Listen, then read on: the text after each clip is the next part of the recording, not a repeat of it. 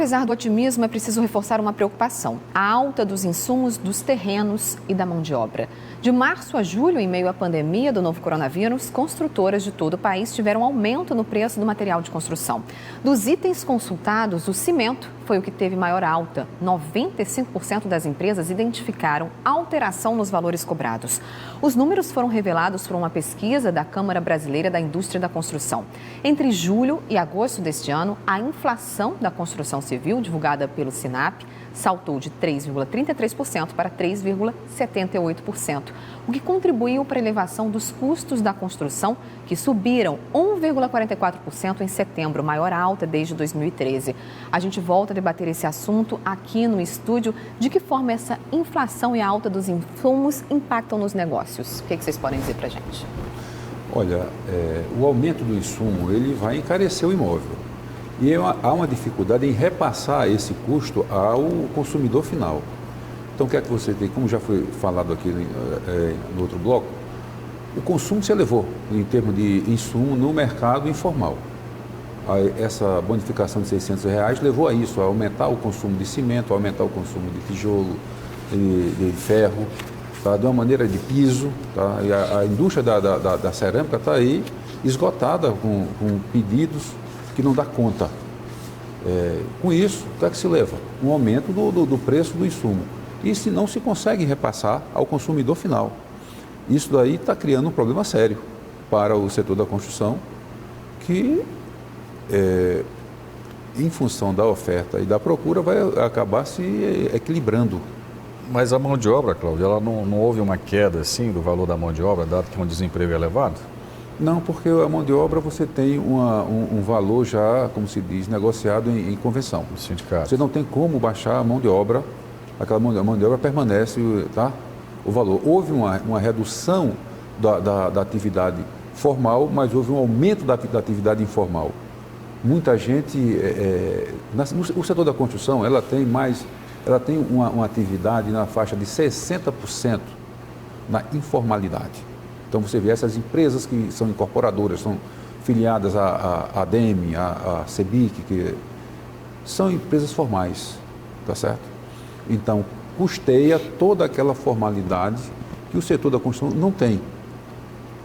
Você tem a mão de obra em que ele trabalha nas empresas, saem, são desempregadas, tem a rescisão, e elas passam 6 meses na informalidade, fazendo reformas pontuais e recebendo seguro-desemprego. Isso é a realidade do setor. Lamentavelmente, é nossa realidade, tá certo? Eu sempre digo que o operário, ele não tem o problema de perder o emprego, medo de perder o emprego. Porque ele está aqui hoje, amanhã trabalha na outra, quer passar um período na informalidade. E isso aí é uma situação muito problemática para a sociedade brasileira. Sim, porque você vê o número de chamado pedido de demissão na construção civil é mínimo, mas a circulação é grande. Então você vê demissões, muitas demissões, porque você acaba uma obra, o operário quer sair para depois voltar.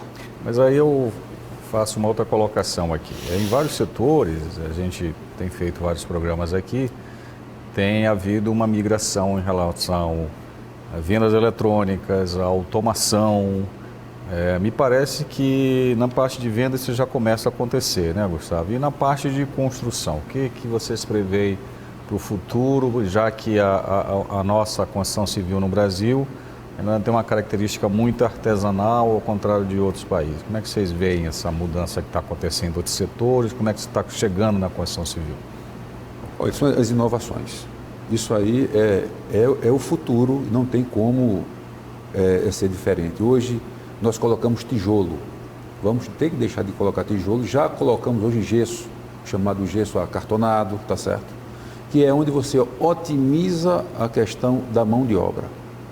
A mão de obra deixou de representar em torno de 35% a 40% do custo da construção, hoje representa 50%, mesmo com a produtividade permanecendo nos patamares de 20 anos atrás.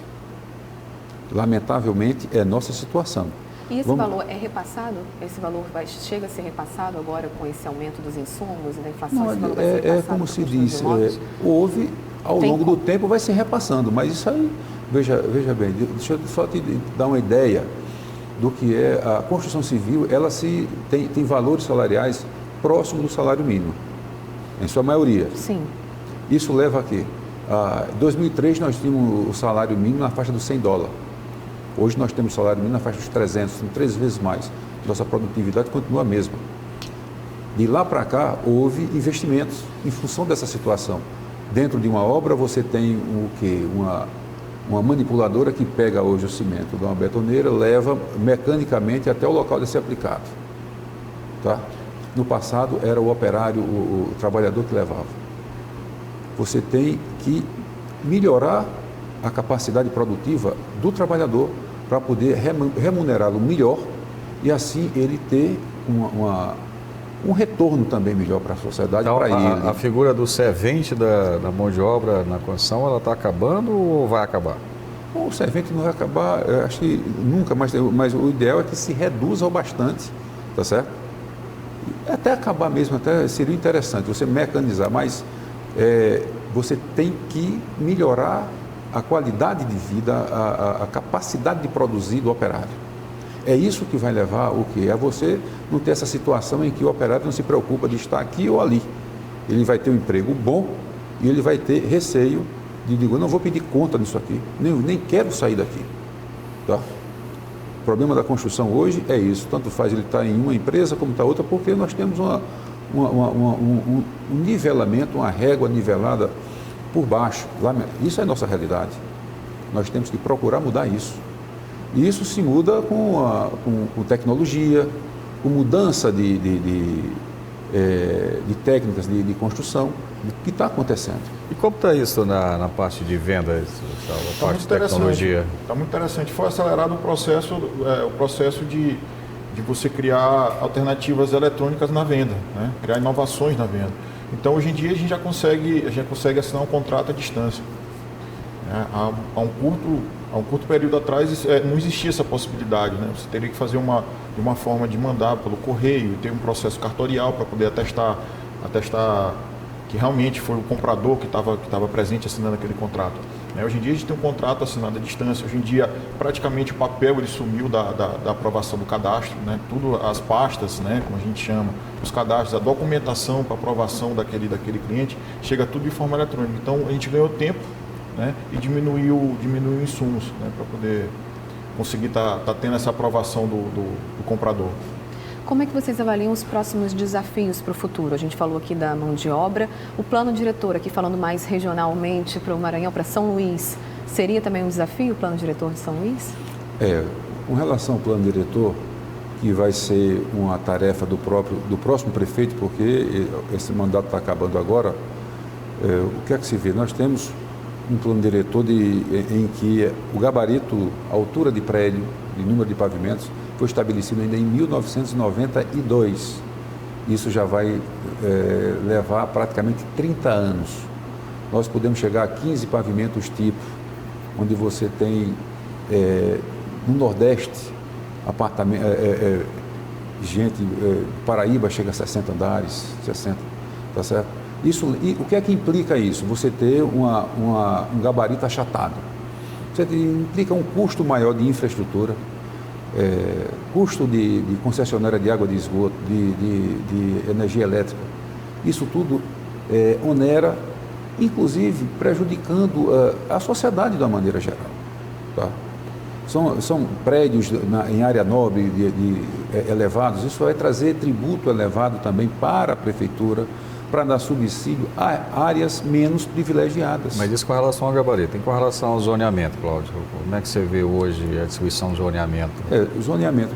Nós temos o que hoje em termos, você fala a questão de área rural, área urbana. Sim, zonas mistas. Nós temos aqui um porto